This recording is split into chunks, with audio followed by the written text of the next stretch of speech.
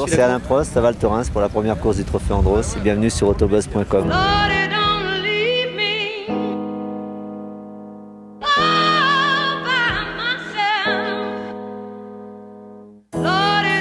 Bonjour à tous les passionnés d'Autobuzz, c'est Romain Grosjean. Je vous donne rendez-vous sur ce site Autobuzz pour suivre nos exploits.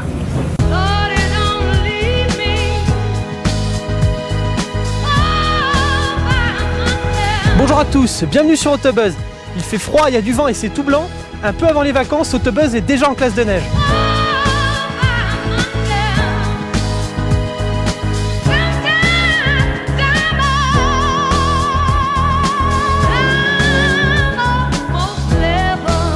Vous l'avez compris, nous sommes à Val Thorens pour le Trophée Andros. L'ouverture de la compétition, c'est dans quelques jours. Nous sommes sur place pour mieux vous informer et vous expliquer la spécificité de cette ouverture 2010-2011. Le championnat électrique, ça fait 4 saisons que ça dure. Et en plus des thermiques, comme ils passent là, eh ben, les électriques ont leur propre manche, leur propre compétition. Et c'est pas moins de 12 protos sans émission qui vont courir à plus de 2300 mètres d'altitude. 2300 mètres d'altitude.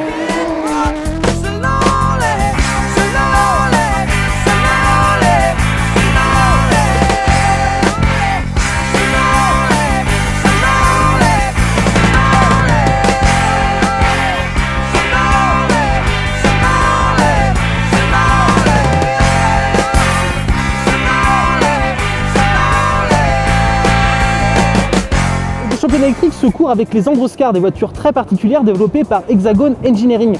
Là, nous sommes en plein milieu du paddock. Nous allons partir à la rencontre d'une écurie Noroto, pilotée avec un équipage 100% féminin et dirigé par Stéphane Huck, qui va nous expliquer ce qu'est une Androscar et quelles sont les conditions de compétition au Trophée Andros.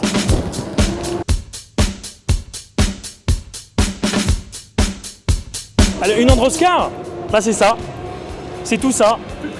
Alors plus précisément, c'est un véhicule qui pèse à peu près, on va dire, 800 kg, qui fournit à peu près 120 chevaux, mais c'est purement et exclusivement mû par la force électrique. Voilà, c'est le premier véhicule, c'est la première série de courses électriques qui existe au monde. Et cet Androscar, en fait, ce qu'il a de spécifique, c'est que par rapport à tout ce qui existe, tout ce qu'on peut connaître dans le monde du thermique, l'électrique, c'est une transmission intégrale de puissance. C'est toute la différence. Qu'est-ce que c'est de piloter sur glace? Eh ben, c'est avoir les bonnes trajectoires, faire les meilleurs temps possibles pour pouvoir gagner. Après, une voiture électrique, ça change pas grand-chose, à part qu'on a juste une pédale d'accélération, une pédale de frein. Donc on freine avec le pied gauche, on accélère avec le pied droit. On passe pas de rapport. Et il faut juste arriver en fait à doser les gaz comme il faut, parce que bien sûr c'est une voiture électrique, donc on a énormément de couple dès qu'on met un tout petit peu de pression sur notre pédale d'accélérateur. Donc c'est vraiment ça qui est dur à doser au départ. Après c'est vrai qu'on peut se dire oui mais on n'a pas de bruit, parce que nous les pilotes c'est vrai qu'on fonctionne pas mal à l'oreille. Et en fait on a un bruit de soufflerie qui nous permet, notre oreille s'adapte très rapidement à ça. Et on sait exactement à quel pourcentage on est sur notre pédale d'accélération, si on est à fond, si on n'est pas à fond, voilà. Bonjour, je m'appelle Pernod, d'habitude je fais de la télé, là je fais de la course automobile au Trophée Andros, alors bienvenue. Et ben comme vous j'espère suivre tout le Trophée Andros, moi de l'intérieur et avec vous sur autobuzz.com. Salut.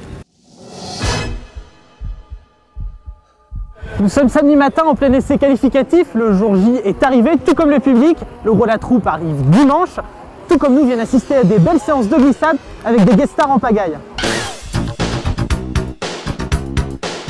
Le Trophée Andros, c'est 8 courses sur un peu plus de 3 mois, dont une finale au Stade de France en mars prochain. Après Val Thorens, le premier week-end de décembre, les pilotes et les 28 prototypes, toutes compétitions confondues, quitteront la Savoie pour Andorre, l'Alpe d'Huez, la station d'Isola 2000, Lens-en-Vercors, Saint-Dié-des-Vosges, Superbès, puis Saint-Denis au Stade de France. La force du trophée, c'est un panel de pilotes impressionnants engagés sur l'intégralité ou seulement quelques courses. Au total, 42 pilotes en thermique et électrique avec des pros de la glace, des champions de kart, des pontes de la F1, des célébrités et des surprises de pilotage. Concernant les marques engagées, à part l'Andros électrique où toutes les voitures sont fabriquées par la même société Hexagon, plusieurs constructeurs se tirent la bourre, notamment Skoda, Dacia et BMW. Quelles ont été tes premières impressions au volant? C'est très surprenant, parce que ça ressemble à rien aux voitures auxquelles on a l'habitude de piloter. on rentre en travers, en marche arrière, et plus ça patine, plus il faut mettre du gaz. Donc c'est l'opposé du monoplace. Donc il faut s'y habituer un petit peu, mais j'ai toujours adoré les sports de glisse, surtout le ski. Malheureusement, même en étant canadien, j'ai jamais piloté sur la glace, donc c'était une belle découverte. Honnêtement, je pense que bon, avec Jacques, comme on a dit, c'est une histoire de longue date, comme avec Franck. Et quand on a des affinités avec des pilotes et qu'on est malgré tout concurrent, mais que ça se passe super bien hors de la voiture, je crois que ça c'est motivant pour des pilotes. J'ai débuté le sport auto il y a 2 ans avec le circuit. Et là je me retrouve sur glace et on va dire que chaque mètre, chaque minute c'est découverte. Franck, qu'est-ce que tu penses de ton élève? J'ai retrouvé le sportif à l'état pur, c'est-à-dire quelqu'un qui est à l'écoute. Et je pense que ça c'est le plus important quand on découvre quelque chose. C'est vrai que d'habitude je ne range jamais à côté des gens. Et là c'était un plaisir de voir que quand on a quelqu'un qui est maniable, qui a envie d'apprendre, de comprendre et qui a un bon coup de volant, parce que je rappelle quand même que Fabien a refait pas mal de courses parce que c'est un passionné. Ça méritait de refaire encore une session à côté. Et puis comme je lui ai dit, il nous a fait tellement à tous plaisir que je me sentais un peu redevable aussi. Je voulais absolument lui faire plaisir et lui donner un maximum d'informations. Pour cette première course, la surprise thermique du samedi vient entre les clous de Bertrand Ballas, en tête sur Toyota Auris devant Jean-Philippe Desraux sur BM Série 1 et Alain Prost sur Dacia Duster. Le dimanche, Prost passe en tête de la course devant Desraux et Steve Nart. Le quadruple champion du monde de F1 est premier au général. Autre résultat, Olivier Panis est 6e devant Romain Grosjean, le petit nouveau. Jacques Villeneuve est 10e et Jean-Pierre Pernaut 27e. En électrique, Christophe Ferrier est en tête des 2 jours devant Nicolas Prost et Olivier Pernaut. Fabien Barthez est 10e devant Romain Grosjean. Marlène Brogui est 5e.